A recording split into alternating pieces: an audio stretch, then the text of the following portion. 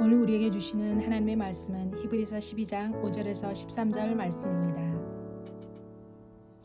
또 아들들에게 권하는 것 같이 너희에게 권면하신 말씀도 잊었도다. 일렀으되 내 아들아 주의 징계하심을 경히 여기지 말며 그에게 꾸지람을 받을 때 낙심하지 말라. 주께서 그 사랑하시는 자를 징계하시고 그가 받아들이시는 아들마다 채찍질 하심이라 하였으니 너희가 참음은 징계를 받기 위함이라. 하나님이 아들과 같이 너희를 대우하시나니 어찌 아버지가 징계하지 않는 아들이 있으리요. 징계는 다 받는 것이거늘 너희에게 없으면 사생자요 친아들이 아니니라. 또 우리 육신의 아버지가 우리를 징계하여도 공경하였거든 하물며 모든 영의 아버지께 더욱 복종하며 살려 하지 않겠느냐. 그들은 잠시 자기의 뜻대로 우리를 징계하였거니와 오직 하나님은 우리의 유익을 위하여 그의 거룩하심에 참여하게 하시느니라. 무릇 징계가 당시에는 즐거워 보이지 않고 슬퍼 보이나 후에 그로 말미암아 연단받은 자들은 의와 평강의 열매를 맺느니라. 그러므로 피곤한 손과 연약한 무릎을 일으켜 세우고 너희 발을 위하여 곧은 길을 만들어 저는 다리로 하여금 어그러지지 않고 고침을 받게 하라. 아멘. 예수 샬롬. 우리는 환난 중에도 즐거워해야 합니다. 이는 환난은 인내는 연단을, 연단은 소망을 이루는 줄 알미라고 말씀하셨기 때문에 우리는 언제나 이 환난 가운데서도 소망을 품고서 우리 예수님을 바라보고 저 천국을 바라보시기를 바랍니다. 오늘 하나님의 말씀은 히브리서 12장 5절에서 13절의 말씀을 따라서 난 하나님의 자녀인가 사생자인가 라는 제목으로 여러분들과 함께 은혜를 나누고자 합니다. 우리는 하나님의 자녀들입니다. 행복한 사람들이 틀림이 없습니다. 우리는 하나님의 사람들로서 이 세상을 창조하신 하나님께서 우리를 선택하여 우리를 부르셨기 때문입니다.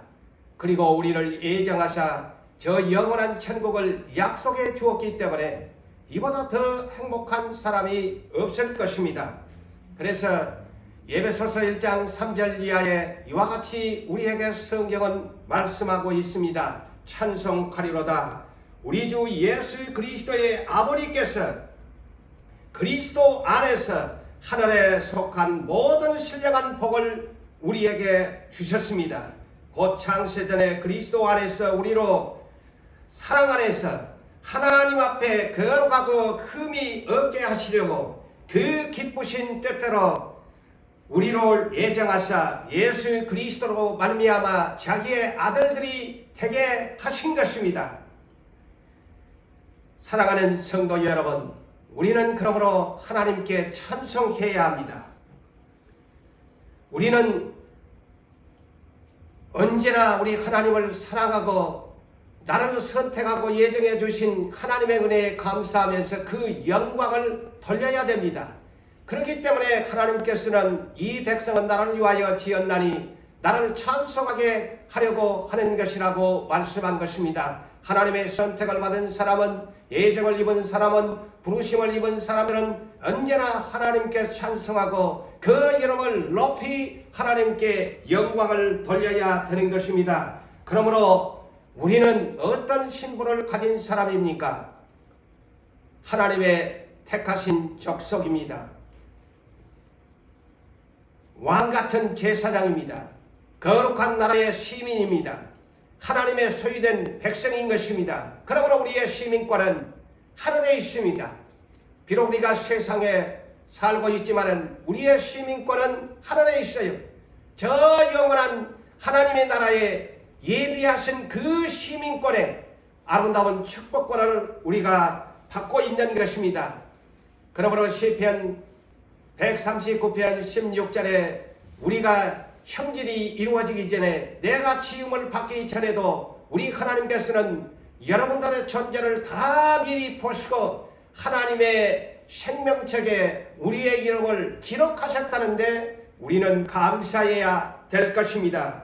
그러므로 우리는 세상 가운데 죄인이었지만은 본질상 진노의 자제가 틀림이 없었지만은 로마서 8장 1절 이하에 그러므로 이제는 그리스도 예수 안에 있는 사람은 결코 정죄함이 없나니 생명의 성령의 법이 죄와 사망의 법에서 너를 회방하였기 때문이라고 말씀합니다. 그러므로 우리 안에는 보혜사 성령을 보내주어서 성령으로 말미암아 우리는 오늘도 성령을 따라서 인도를 받고 있습니다. 예수님에게 인도를 받고 있습니다. 예수께서는 아버지께 우리를 인도하고 계십니다. 우리를 천국으로 인도하고 계시는 것입니다. 그러므로 로마서 8장 14절에서 16절에 우리는 무서워하는 영을 받지 아니하였다고 말씀합니다. 양자의 영을 받아서 하나님을 아빠, 아버지라고 부르짖게 되는데 이는 성령의 인도를 받는 사람은 하나님의 아들로서 하나님을 이와 같이 성령으로 말미암아 친히 우리 하나님을 아버지라고 부르짖게 되었다고 말씀하고 있기 때문입니다. 사랑하는 성도 여러분, 여러분들은 복 있는 사람인 것입니다. 여러분들은 행복한 사람인 것입니다. 하나님이 여러분들의 아버지가 되기 때문에 행복한 사람이 아니겠습니까? 그러므로 요한일서 4장 7절에서 10절의 말씀에 이와 같이 말씀합니다. 사랑은 하나님께서 난 것이라고 말씀합니다. 하나님은 사랑의 하나님이세요. 우리를 엄청나게 사랑합니다.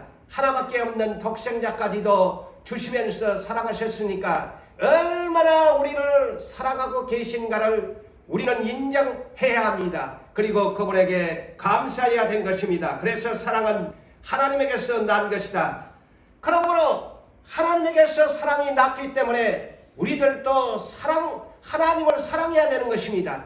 사랑하는 사람은 하나님에게서 났고 하나님을 안다고 말씀합니다. 사랑하지 않는 사람은 하나님을 알지 못하는 사람이요. 왜 하나님을 알지 못하는 사람일까요? 하나님은 사랑이시기 때문인 것입니다. 하나님이 사랑이시기 때문에 하나님을 우리는 알아야 되는 것입니다. 하나님이 나를 사랑했으니까 나도 하나님을 사랑하고 내 이웃을 사랑할 수 있는 사람이 진정한 하나님의 자녀인 것입니다. 하나님의 사랑이 우리에게 이렇게 드러나셨는데 어떻게 그 하나님께서 사랑을 드러나게 하셨는가? 이런 하나밖에 없는 독생자 애아들을 우리에게 보내주셨습니다. 우리로 하여금 그 애아들 독생자로 말미암아서 살려주신 것입니다. 그래서 하나님께서는 세상을 사랑하사 독생자를 주셨으니 이를 믿는 자마다 멸망하지 아니하고 영생을 얻게 하려 함이라고 하는 이 말씀을 보더라도 하나님께서는 얼마나 우리를 사랑하시고 계시는가. 하나밖에 없는 아들을 누가 이 세상에 있는 부모가 내어줄 수 있겠습니까? 그러나 유일하신 하나님만이 하나밖에 없는 독생자를 우리의 죄악을 담당하시고 위해서 우리를 살려주기 위해서 우리에게 보내주셨다는 이 놀라운 사실 앞에 우리도 하나님을 사랑해야 되고 내 이웃을 내 몸과 같이 사랑할 수 있어야 하나님을 아는 사람이요 하나님의 형상을 따라 사는 사람인 것입니다. 사랑은 이 사실에가 있습니다. 어떤 사실일까요? 우리가 하나님을 사랑한 것이 아니고 하나님께서 먼저 우리를 사랑하신 것입니다. 하나님이 우리를 사랑하셔서 자기 아들 독생자를 보내셔서 우리의 죄를 대신하여 징계를 받게 하셨다는 것입니다. 나를 대신해서 여러분들의 죄를 대신해서 하나밖에 없는 독생자를 징계를 받게 하셨다. 그래서 나를 대신하여 속죄의 제물이 돼 주셨고 화목의 하나님과 우리의 원수의 관계에서 화목의 제물로 우리를 사랑의 십자가의 다리를 놔주어서 우리를 하나님과 우리 사이가 원수가 아니라 하나님의 자녀들의 관계로 이와 같이 사랑의 브릿지가 대주신 예수님의 사랑을 우리가 깨달으셔야 될 것입니다. 인류의 조상 아담과 하와가 범죄했습니다. 우리의 인생은 천년이라는 인생을 살아갈 수가 있었습니다. 그런데 아담과 하와의 범죄로 말미암아 천년의 인생을 살아갈 수 있는 이 복된 인생이 수명이 단축되면서 오늘날 우리의 인생이 100세의 인생에 불과하게 된 것입니다. 사망이 왕노릇하게 된 것입니다.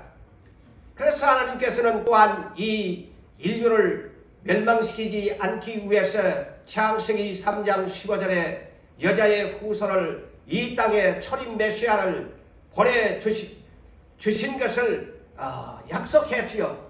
그래서 이 모든 죄인들을 대신해서 징계를 받을 하나밖에 없는 독생자 여자의 후손으로 이 땅에 보내주시게 된 것입니다.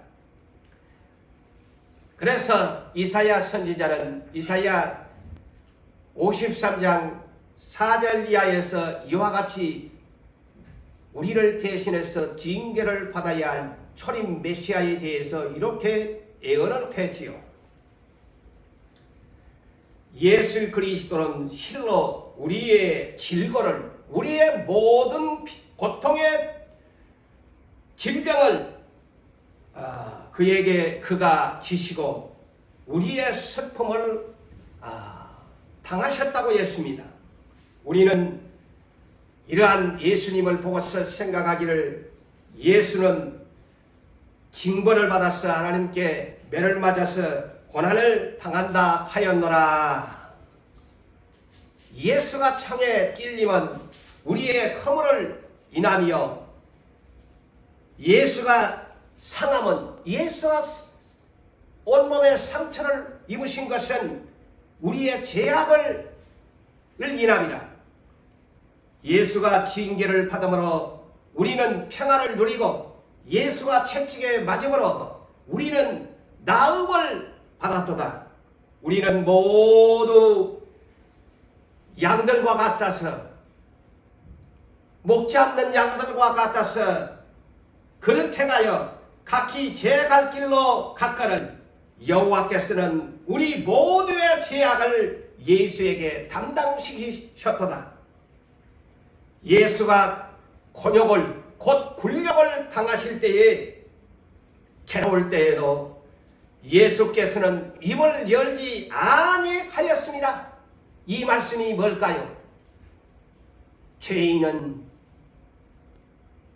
당연히 할 말이 없어야 된다는 말이죠.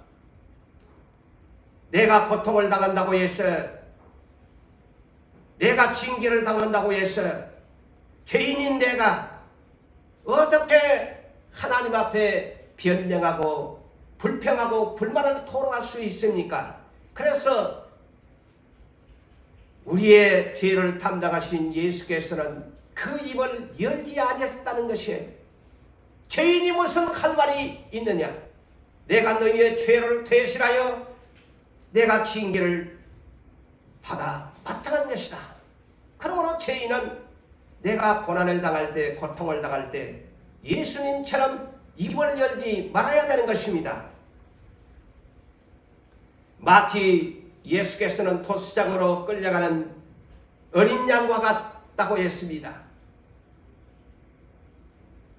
양을 키우는 주인은 양을 잡아먹기 위해서 토수장으로 끌려가게 합니다.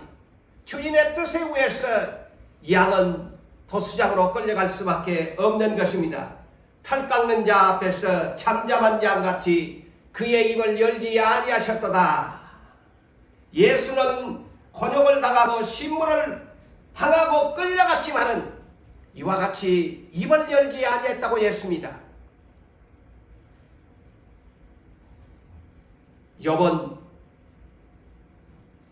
하나님의 허락하여 사탄에게 많은 환난과 모든 것을 잃어버렸습니다. 그래서 친구들과 더불어 엄청난 논쟁을 벌였습니다. 그 입을 쉬지 아니하고 자기의 정당성과 의로움을 친구들과 쟁변하였습니다.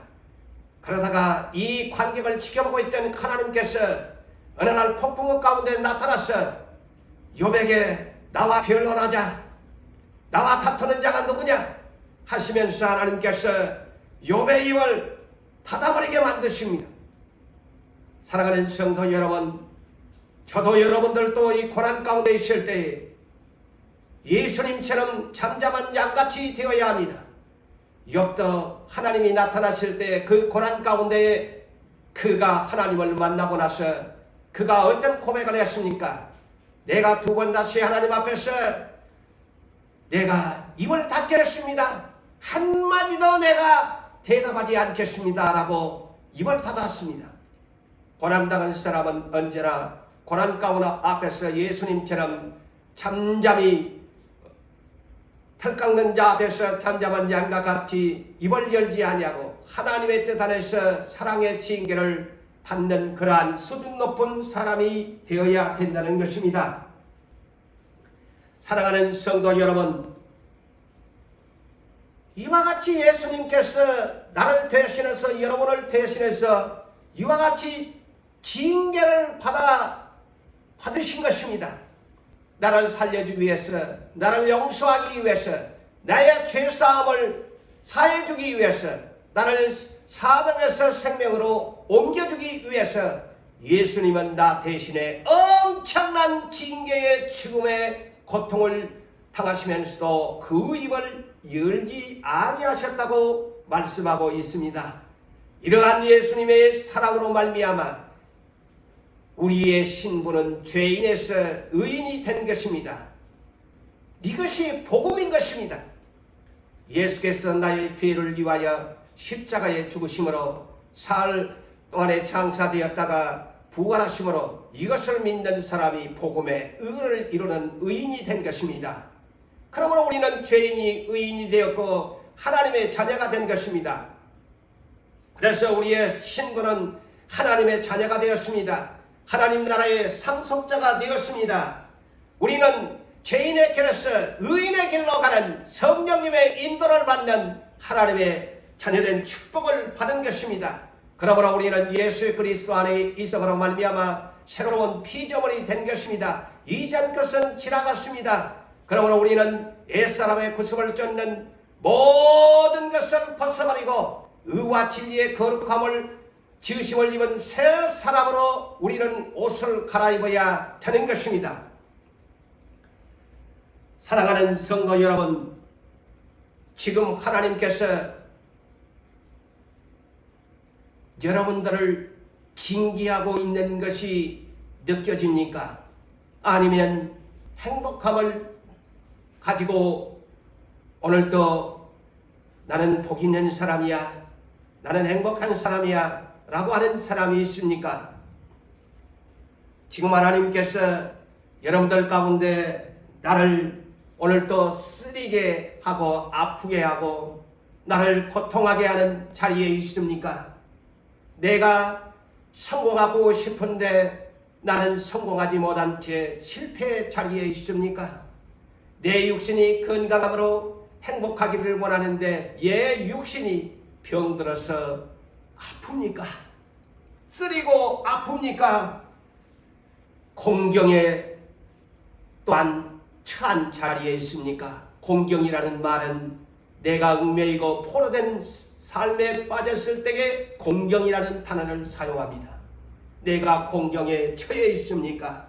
기가 막힐 웅덩이와 수렁에 빠져 있습니까? 출구가 없는 참으로 답답하고 긴 터널 속에 우리가 빠져 있다고 생각합니까? 이는 하나님께서 여러분들을 버리신 것이 아닙니다. 이러한 고통의 자리가 있다는 것은 도리어 우리는 이렇게 생각하시기 바랍니다. 나는 하나님의 사생자가 아니다. 나는 하나님께서 나를 사랑하시기 때문에 나를 징계하신 것이야. 하나님께서 나를 그릇된 삶에서 옳은 삶으로 나를 사랑으로 간섭하는 징계의 자리라고 이렇게 깨달으면 내 마음이 기뻐지고 내 마음이 행복해지고 과연 하나님은 나를 사랑하고 계시는구나 라고 느낄 수 있을 것입니다. 본문을 이해합시다. 또 아들들에게, 곧 다시 말하면 자녀들에게 권하는 것 같이 너희에게 권면하신 말씀을 잊었도다. 여기에 잊었도다. 징계를 받는 사람들은, 환난을 당하고 고통을 받는 사람들은 이 말씀을 잊지 말라고 하시는 말씀입니다. 사랑하는 성도 여러분들이여, 지금 고통의 자리에 있습니까? 하나님께서 이 말씀을 잊지 말라고 하십니다. 일러스되, 이 말씀을 어떤 말씀이냐? 잠언서 3장 11절에서 12절에 있는 말씀입니다. 내 아들아, 주의 징계하심을 가볍게 여기지 말라. 주의 징계하심을 가볍게 여기지 말라. 그에게 꾸지람을 받을 때, 하나님께 꾸지람을 책망을 받을 때 낙심하지 말라. 주께서 그 사랑하시는 자들을 징계하시고 그가 받아들이시는 아들들마다 채찍질 하심이라 하였느니라. 보십시오. 예수를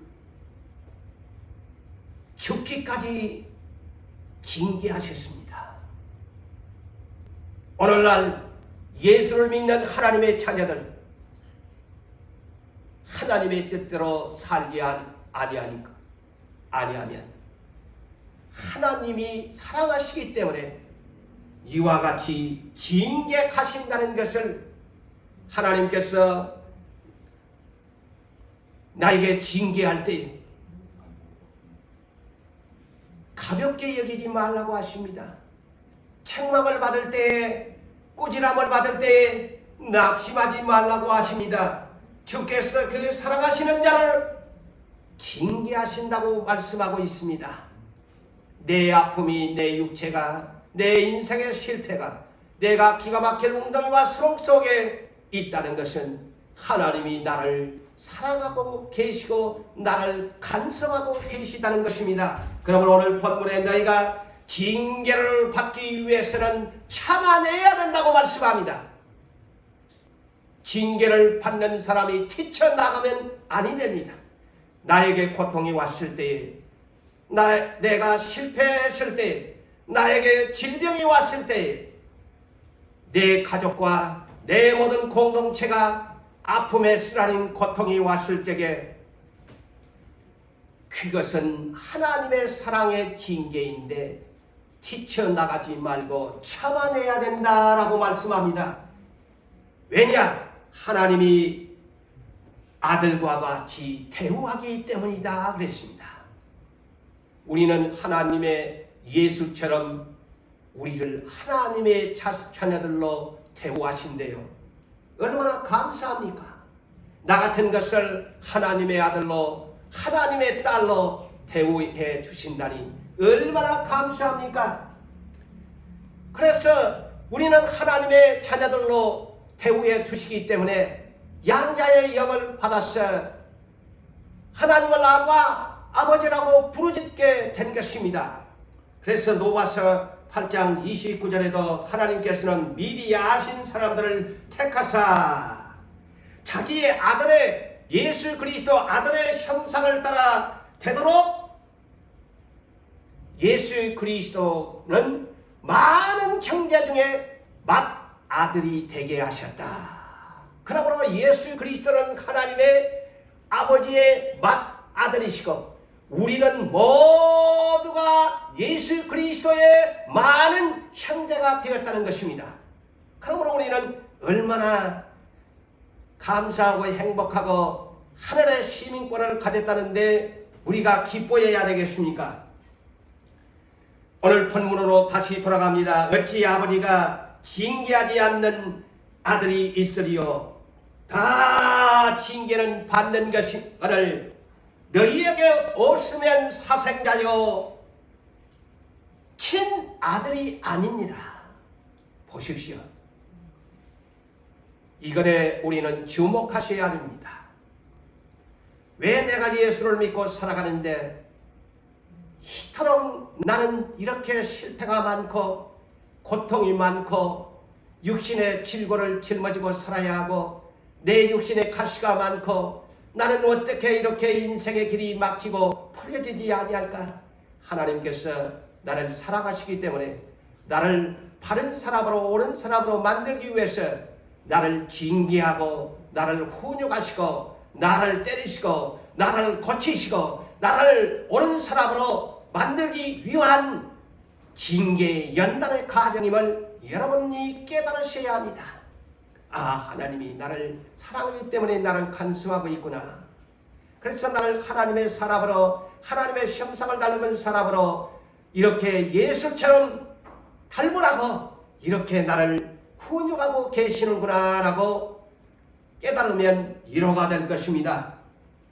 또 우리 육신의 아버지가 우리를 징계하여도 훈육하는 우리 아버지가 나를 징계하여도 매를 때려도 우리는 우리 아버지 육신의 아버지를 공격하였거든 하물며 모든 영들의 아버지께 더욱 복종하며 살아야 하지 않겠느냐. 예수님은 아무런 잘못이 없었음에도 불구하고 흠과 점이 없는 그런 분이심에도 불구하고 우리를 대신해서 아버지께서 예수님을 십자가에 버리심으로 예수님은 빌립보서 2장 8절에 자기를 낮추시고 죽기까지 복종하셨으니 곧 십자가에 죽으심이라 그랬어요. 예수님은 아버지 하나님이 징계하심으로 버리실 때에 그 십자가의 저주의 죽음에도 복종하셨다고 했습니다. 우리는 이것을 본받으셔야 돼요. 그러므로 하물며 모든 영의 아버지께 더욱 복종하며 살아야 되지 않겠느냐. 너희 예수처럼 복종해야 된다. 하기 싫어도 순종해야 된다. 육신의 아버지는 잠시 그랬어요. 잠시. 육신의 아버지가 잠시 세상에 있을 동안에 이 뜻이죠. 잠시라는 말은 육신의 아버지가 세상에 잠시 있을 동안에 자기의 뜻대로 우리를 징계하였거니와 여러분들의 부모가 여러분들의 마음에 들지 아니하실 때는 징계하지 않아요. 나무라고 책망하고 때로는 매를 때리기도 하고 온갖 교훈을 통해서 여러분을 훈육하지 않아요. 그렇지만은 여러분 사생자를 생각해 보세요. 사생자라는 것은 부모 없는 그런 고아를 말할 때 표현합니다. 그 사생자 누가 남들이 간섭하는 것 보았습니까? 사생자는 누가 간섭하지 않습니다. 아무리 잘못된 일을 해도 물론 비판할 수는 있겠지만은 부모가 없으므로 그를 간섭하는 자가 없으므로 그가 잘못된 길로 가도 누가 사생자를 타치하고 나무라고 훈육하는 사람이 있습니까? 오직 하나님은 영원한 천국을 우리에게 예비하시고 다시 예수님을 보내서 그 천국이 예비되면 우리를 데리러 오실 것이라고 했습니다. 그 아름다운 천국을 우리에게 주시려고 거룩하게 만드는 작업이 바로 징계의 고통인 것입니다. 저 천국은 어떤 사람이 받습니까? 계시록 21장 7절에 말씀합니다. 세상을 이기고 돌아오는 사람, 세상에서 온갖 유혹과 죄악들이 넘쳐나지만은 그것을 극복하고 돌아오는 사람들에게는 새 하늘과 새 땅을 상속받으리니 그랬습니다. 상속을 받으리라. 그러면서 나는 그의 하나님이 되고 그는 내 아들이 되리라.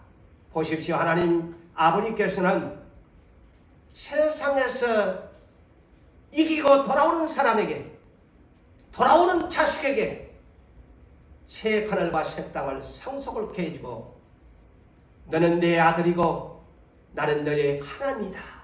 비로소 저 천국에서 하나님과 나와 여러분들의 대면이 이루어지는 것입니다.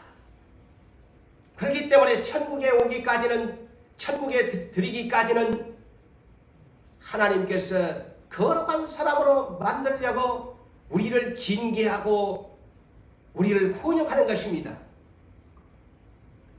그래서 우리를 거룩하게 구별하게 만들어서 징계를 해서라도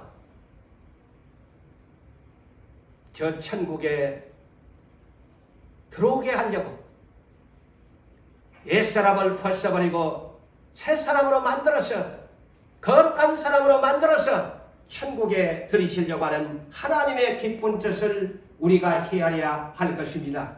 그래서 오늘 본문 10절을 보십시오. 그러므로 하나님이 우리를 징계하시면, 징계하시면 우리의 유익을 위해 그의 거룩하심에 참여하게 하시느니라. 왜 우리를 징계하시는가? 우리의 유익을 위해서. 하나님의 유익이 아닌 우리의 유익을 위해서. 그 유익이 뭐냐? 하나님은 거룩하니 너희도 거룩하라. 그러므로 거룩하지 아니하면 하나님과 만날 수가 없습니다. 천국에 들어올 수가 없습니다. 그렇기 때문에 우리의 유익, 어떤 유익이냐? 거룩하심에 참여하는 하나님의 형상을 따라 변화되는 사람을 원하는 것입니다. 그래서 베드로후서 1장 4절에서 11절에 우리는, 우리의 약속은 크고 보배로운 것인데 그 약속이, 그 크고 보배로운 약속에 썩지 아니할 그 영원한 참여를 하려면은 신성한 성품에 참여해야 된다고 말씀합니다. 신령한 하나님의 성품에 참여하기 위해서 더욱 힘을 써서 믿음의 덕을 덕에, 지식을 지식에, 절제를 절제에, 인내를 인내에, 경건을 경건에, 형제 우애를 형제 우애는 사랑을 더하게 되어지면 이런 사람은 언제나 어떤 시험에서도 실족하지 아니할 뿐 아니라 예수 그리스도의 영원한 나라에 들어감을 넉넉하게 들어가게 될 것이라고 분명하게 약속하고 있기 때문에 천국은 어떤 사람이 들어가느냐? 신성한 성품 곧 거룩하심에 참여하는 자만이 천국에 들어갈 수 있다고 말하고 있지 않습니까?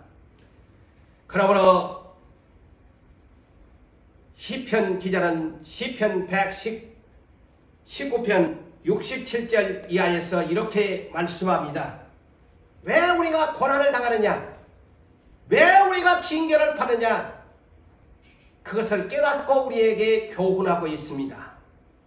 고난당하기 전에는 내가 그릇 행하였으나 이제는 주의 말씀을 지키니이다. 이제부터는 내가 이 고난을 통해서, 나에게 하나님께서 고난을 주신 것은 불순종하니까 나에게 고난을 주어서 바로 주의 말씀을 순종하게 만들어 주었다. 그리고 고난당하는 것이 내게 유익이라. 어떤 유익이냐? 이로 말미암아 주의 말씀을 내가 배우게 되었다.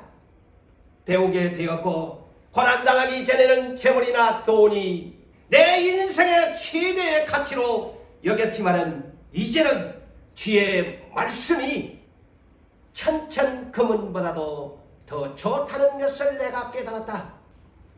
사랑하는 성도 여러분, 오늘도 돈이 소중합니까? 소중합니다. 우리 인생의 필요의 수단에 있어서 없어서는 아니 될 귀중한 것입니다. 그렇지만은 하나님의 제자들은 언제나 하나님의 말씀이 내 인생의 우선순위가 되어야 합니다. 돈이 나의 인생의 우선순위가 되면 그 사람은 하나님의 고난을 당함을 통해서 고백을 해야 됩니다. 어떤 고백을? 시편 기자처럼 이제는 내가 주의 말씀을 배우게 되었고 천천그문이 더 나에게 내 인생의 최고인 줄 알았지만은 천천그문보다도 더 소중한 것이 내 인생의 주의 말씀이었습니다 라고 고백해야 합니다. 본문 11절에서 13절을 볼까요? 무릇 징계가 당시에는 즐거워 보이지 않고 슬퍼 보이나 후에 그로 말미암아 연단받은 자들은 의와 평강의 열매를 맺느니라. 사랑하는 성도 여러분들이여, 이 말씀의 위로를 받으시기를 바랍니다. 지금 우리에게 징계가 슬퍼 보이고 얼마나 굴욕적이고 고통스럽게 느껴집니까? 그렇지만은 이 연단을 받은 후에는 의로움과 평강, 평화의 축복이 열매로 맺게 것이라고 성경은 약속합니다. 사랑하는 유부산 교회 성도 여러분, 현재는 칠흑같이 어둡고 내게 가진 것이 없고 눈에 보이는 것이 없지만은 나는 믿음으로 걸어나갑니다. 나는 이 가운데 나에게 이 고난이 나에게 유익입니다. 그러므로 내가 당시에는 슬퍼 보이고 괴롭지만은 그렇지만은 앞으로 하나님께서 나의 인생에 있어서 이 교회에 있어서 우리의 모든 사업터 위에 하나님의 의로움과 평화의 열매가 충만하게 넘칠 것을 믿는 믿음이 되시기를 바랍니다. 그러므로 징계를 받는 사람은, 고통을 받는 사람은 피곤한 손과 그랬어요. 피곤한 손과. 여기에 왜 피곤한 손이라고 했을까요? 우리의 인생은 내 힘과 능으로, 이 내 손의 힘과 능으로 이루었다고 말하는 존재입니다. 신명기 8장 17절에 보면은 왜 40년 동안을 하나님께서 광야교회를 낮추었는가? 내 손의 힘과 능력으로 재물을 얻었다 할까 함이라고 해서 하나님이 낮추셨다고 했습니다. 그러므로 이 본문에서 피곤한 손은 내 손의 힘과 능력으로 날마다 살아보겠다고 하나님 의지 아니하고 하나님 말씀 버리고 살아갔던 징계받은 자의 상태를 말하고 있습니다. 하나님의 징계를 받으니 아무리 내가 내 손으로 내 발로 뛰어보지만은 지쳐버린 내 인생, 나른한 내 인생의 손, 힘빠린 내 무릎, 발, 아무리 해도 안 되는구나. 이제는 하나님께로 돌아가자는 그런 의미의 영적인 상황을 설명하는 것입니다. 그러므로 피곤한 손과 힘빠린 연약한 무릎을 일으켜 세우고 징계를 받는 사람은 너의 발을 위하여 네 힘과 능으로 뛰어보겠다고 했던 그 발을 이제는 고든 길을 만들어라. 평탄한 길을 만들어라. 어그러진 길을 가지 마라.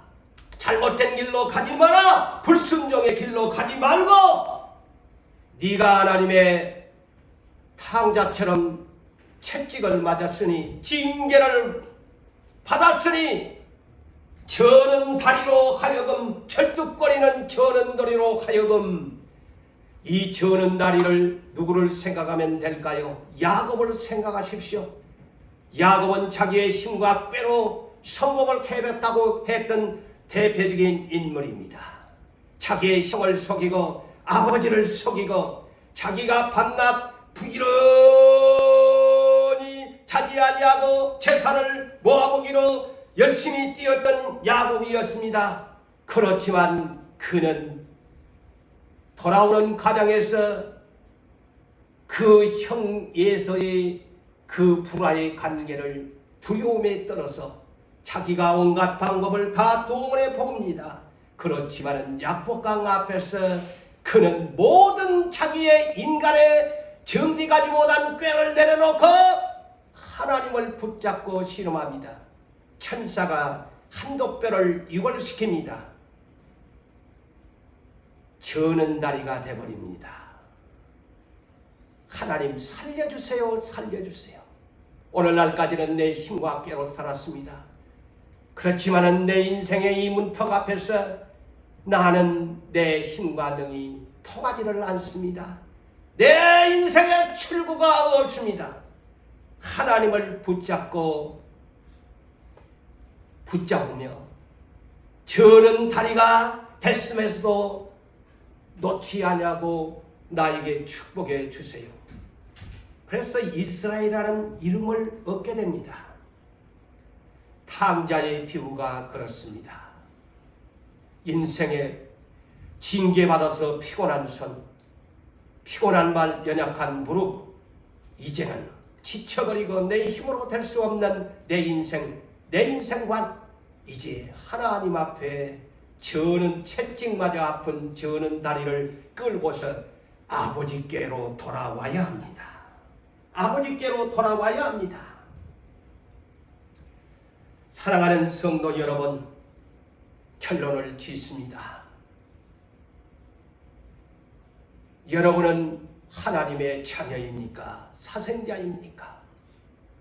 하나님의 자녀는 내 인생의 길을 하나님의 말씀을 무시하고 하나님의 뜻대로 살지 아니하면 징계를 받게 되어 있습니다. 고통을 당합니다. 굴욕을 당합니다. 수치를 당합니다. 하나님이 낮춰버리십니다. 그렇지만은 사생자는 버리십니다. 간섭하지 않습니다. 이는 로마서 1장 28절에서 32절에 보면 하나님을 두기를 싫어하고 하나님을 인정하기를 싫어하는 사람들은 하나님이 그 마음에 상실한 마음대로 내버려 두사, 사생자들을 말합니다. 내버려 두사, 그들이 죄를 짓도록 내버려 두시면서 왜 내버려 두시느냐? 저들은 마땅히 사형에 해당되어 죽어야 할 것이다. 버림을 받아야 할 것이다. 라는 말씀의 뜻입니다. 그러므로 사랑하는 성도 여러분, 여러분들에게 징계의 자리가 있습니까? 고통의 자리가 있습니까? 아픔의 쓰라린 자리가 있습니까? 하나님이 여러분을 사랑하고 계십니다. 하나님이 사랑하고 계시기 때문에, 간섭하고 있기 때문에 내 인생에 고통이 있는 것입니다. 그렇지만은 아무런 징계가 없다면은 두 가지입니다. 아직 하나님이 내가 하나님의 자녀인데 징계가 없다.